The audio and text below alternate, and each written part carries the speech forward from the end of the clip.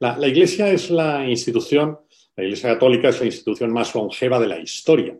Más de 2000 años generando startups en cualquier rincón del planeta. Ninguna organización ha tenido una penetración tan capilar en espacio y en tiempo. Acumula 266 CEOs, de los cuales yo he seleccionado 16. Acopia en miles de spin-offs creadas a partir de otras organizaciones. Millones de personas que han sido más felices en esta tierra gracias a la labor de la Iglesia. Y ha reunido a las mejores cabezas de cada época. En la Edad Media, frente a lo que se dice en algunos lugares de gente desinformada, fueron los monasterios y catedrales, el Silicon Valley, que permitió el desarrollo intelectual y también técnico. Y además, en la Iglesia Católica encontramos docenas de textos de management, obras poco conocidas como el libro que escribe Bernardo de Claraval para Eugenio III, uno de sus discípulos que llega a ser papa, una obrita fantástica titulada De Considerazione, llena de relevantes enseñanzas, o por mencionar otra de esas docenas, la obra que escribe Tomás de Aquino con el título Tratado para el Gobierno de los Príncipes, otra obra de management donde uno puede bucear y encontrar un caladero fantástico para el aprendizaje, teórico por supuesto, pero muy aplicable. Hace años acariciaba la idea de realizar una obra de este tipo y únicamente en estos años que le he dedicado, casi 2 años completos, ha sido posible. Quería centrarme la obra tiene 72 capítulos, cada uno de esos capítulos tiene 10 enseñanzas prácticas al final, por tanto hay como una subobra dentro del libro que serían 720 consejos de management extraídos de la Iglesia. Pero yo quería centrarme hoy únicamente en uno de esos capítulos, que además tiene lugar en medio de una pandemia en el siglo XIII. En este capítulo que voy a rememorar vamos a encontrar conceptos tan aparentemente novedosos hoy en día como el interim management, como la definición de puestos, el feedback 360 grados o la necesidad de assessment o la búsqueda de un buen headhunter o vamos a poder hablar o encontrar una organización unicornio. Vamos a encontrar también la responsabilidad social corporativa, la posverdad, deep fake, fake news o también el nombramiento de personajes incompetentes, la importancia de la asesoría jurídica, la necesidad de habilidades directivas, la escasa comunicación interna, ojalá hubieran tenido a Enrique Sueiro como asesores, o la ausencia de visión estratégica en muchas de sus decisiones. Bien, después de 2 años, 3 meses y un día de sede vacante, es decir, tenemos una organización sin CEO, hay un personaje, Carlos de Anjou, que estimula a que un monje que vive en los Abruzzo escriba una carta a los cardenales reunidos en Perugia para que por fin decidan quién va a ser el CEO. Es decir, aquí quien manda, aquí alguien tiene que gobernar, ya está bien de pelearse, ya está bien de luchas endogámicas entre los Orsini y los Colonna, vamos a ver aquí qué hacemos. Pietro Angeleri Morrone escribe una carta a los cardenales que han de tomar la decisión y les dice, señores, ya está bien de marear la perdiz, aquí tenemos que elegir el CEO para seguir avanzando. Y como el que pregunta se queda de cuadra, le dicen, pues tú, vas a ser tú. Y Pietro Morrone, que tiene en ese momento 79 años, casi 80, comete un error que es no hacerse un feedback 360, porque él no tiene las capacidades para ser CEO. Pero el entusiasmo por el mando le lleva a no reflexionar sobre su carencia de habilidades directivas. Y entonces acepta. Esto es muy relevante. ¿Cuántas veces deberíamos llevar un proceso de coaching, cada uno de nosotros, antes de tomar decisiones de relieve? No deberíamos decir que sí fácilmente. Vivir es elegir, vivir es seleccionar las batallas en las que nos implicamos. El poder, ya lo decía San Juan Crisóstomo en pleno siglo V, es un afrodisíaco. Bien, Celestino V, a pesar de su bondad, a pesar de que es fundador de una orden benedictina, de inspiración benedictina, los celestinos, se deja implicar. Y cuando una persona no tiene capacidades, puede ser buenísimo para otras cosas, pero no para ese puesto, se toman decisiones equivocadas. Y una de ellas es entrar como elefante en cacharrería. Y una de esas indicaciones que él toma cuando se dirige desde Le Abruzzi a Perugia, los cardenales están en Perugia porque hay una pandemia en Roma, hay una peste, y han tenido que salir corriendo. A pesar de todo, la Iglesia sigue funcionando. Lo mismo que hoy en día, muchos seguimos trabajando a pesar de las dificultades exógenas y los meses que todavía nos quedan por delante, aunque el final del túnel ya empieza a vislumbrarse. Una de las decisiones que toma, profundamente errónea, por no haber elegido bien a sus asesores, es nombrar a un pariente suyo, que además es seguidor suyo, como abad de Montecassino. No estropees lo que funciona, se podría decir si no hubiera sido coach de Pietro Morrone. ¿Qué necesidad tienes de hacer nombramientos cuando Montecassino está funcionando bien? Resultado, el desconcierto de los monjes. Hay muchos que abandonan, hay otros que dicen, pero bueno, ¿dónde estamos? ¿Dónde vamos? ¿Dónde está la visión estratégica de este caballero, ¿no? Bueno, el caso es que Celestino V toma posesión de la cátedra de San Pedro en el año 1294 en la ciudad de Perugia. Y cuando alguien no tiene la preparación para ese puesto, pues comete errores graves. Y uno de ellos es la realización de nombramientos equivocados.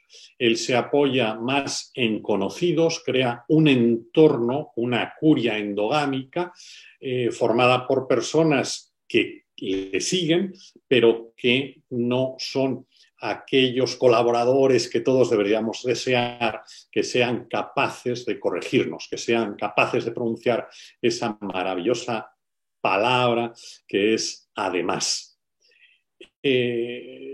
Conclusión de todo esto, además de los nombramientos endogámicos equivocados, algunos aprovechados llegan al río revuelto y, entre otros, aparece un personaje que le pasa bulas a firmar en documentos que están vacíos, solo tienen el sello. O le mandan a firmar, le pasan a firma documentos que están en latín.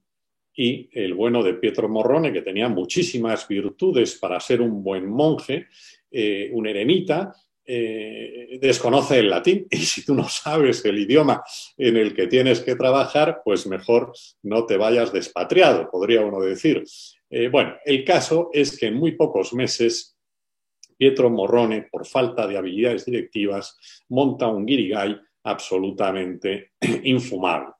Y de hecho acaba construyendo dentro de la curia ya se ha trasladado de Perugia a Castelnuovo, porque tenían idea, a Roma no podían ir, tenían idea de trasladarse a Nápoles, pero no llegan, se quedan en Castelnuovo. Y él se hace crear allí un pequeño claustro donde vive aterrorizado. Pero tiene suficiente sentido común y entonces acude al asesor jurídico. Un asesor jurídico un poquito interesado, Benedetto Caetani, y le dice, oye, ¿un papa puede dimitir? Porque a lo largo de la Iglesia, a lo largo de la historia de la Iglesia, hasta este año, 1294, había habido algunos papas que habían abandonado, incluso uno de los primeros, Clemente, pero habían sido circunstancias diferentes que explico con cierto detalle en el libro y que ahora no me da tiempo a embarcarme en el detalle. Celestino V es, digamos, el paradigma más parecido a lo que luego sucederá con Benedicto XVI, y además por decisiones personales muy semejantes. Celestino V acude a Benedetto Caetani y le dice, oye, ¿un papa puede dimitir? Y Benedetto le dice, sí. Y además tú deberías dimitir porque has organizado aquí un lío que no nos lleva a ningún sitio. Y Celestino V decide irse, monta en su borriquillo y se va. En ese momento los cardenales vuelven a reunirse, bueno, ¿quién es el nuevo CEO? Intentan que sea Matteo Orsini, pero este con sentido común dice, no, bueno, si es que aquí hay unas problemáticas familiares tremendas, mejor que sea otro. Y en ese momento es cuando levanta la mano Benedetto Caetani, el jurídico, el abogado, y dice, hombre, yo podría hacerlo bien. Y es nombrado papa con el nombre de Bonifacio VIII. El nombre no es casual, explica el propio Bonifacio, que él que se llamaba Benedicto, benedicere, decir bien, quiere convertirse en bone facere, en hacer bien, y por eso pasa de Benedicto a Bonifacio, Bonifacio VIII. Y aquí nacen las primeras fake news que más podríamos denominar deep fake. ¿Por qué? Porque los historiadores o muchos historiadores de la Iglesia han echado mucha basura sobre la figura de Bonifacio VIII. Un poquito es razonable, un poquito es razonable porque desafortunadísimamente el cargo se le subió a la cabeza. El caso de Bonifacio VIII es muy parecido al de Urbano VI, que encontrarán en el libro. Son dos personajes que tienen las capacidades, tienen las habilidades, han tenido preparación, tienen la formación, pero caen o los dioses les condenan a esa ibris de la que hablaban los griegos, que ciega a aquel que no tiene la humildad y el sentido común preciso. Y creo que muchos de ustedes habrán conocido a directivos de este tipo. Uno diría, si esta persona con esas habilidades tuviera sentido común y humildad, sería maravillosa, pero algo se ha perdido por el camino. Bueno, esto es lo que le pasó a Bonifacio VIII. Bonifacio VIII tiene unas reacciones que yo recojo en el libro, desabridas, acerbas, desatentas. Y entonces los cardenales que le han elegido dicen, oye, te estás pasando 6 pueblos. Bueno, traduzco libremente cartas de la época. Y de hecho, acabo con esta historia y explico el deepfake.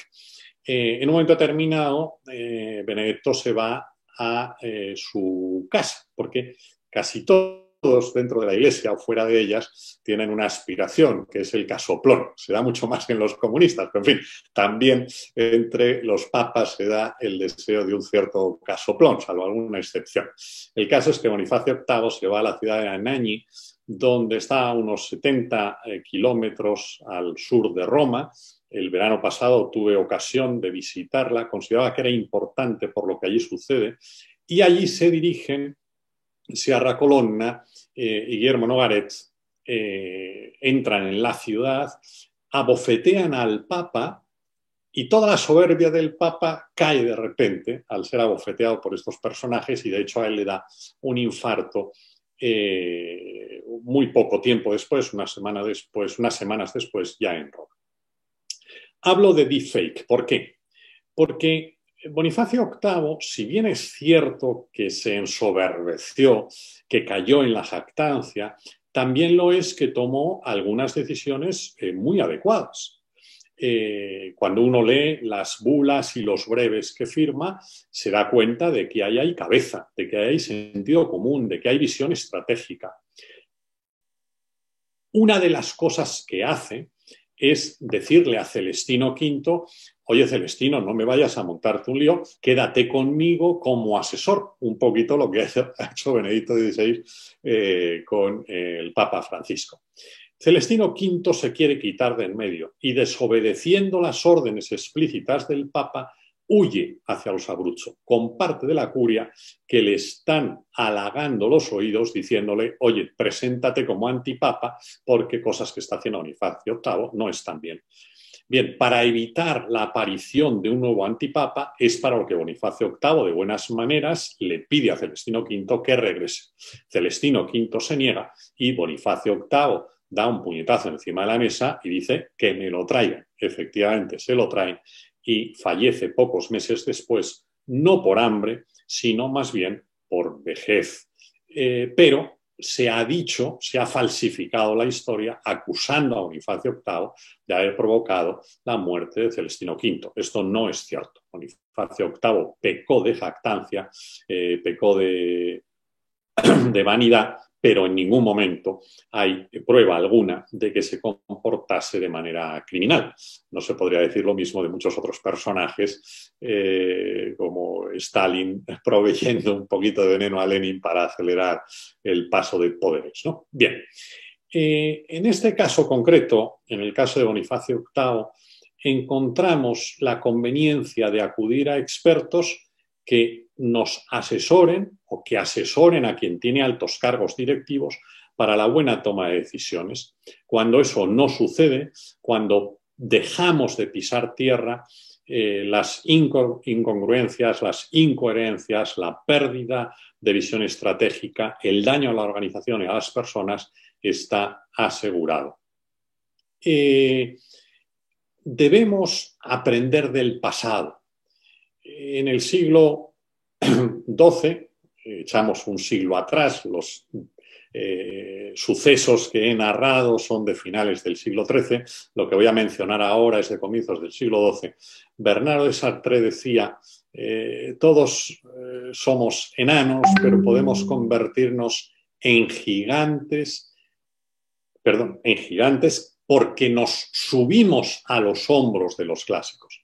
Bueno, este libro lo que pretende aportar es esa escalera para subirnos a la experiencia de más de 2000 años de vivencias directivas, de vivencias personales, de toma de decisiones, para poder hacer una vida más feliz.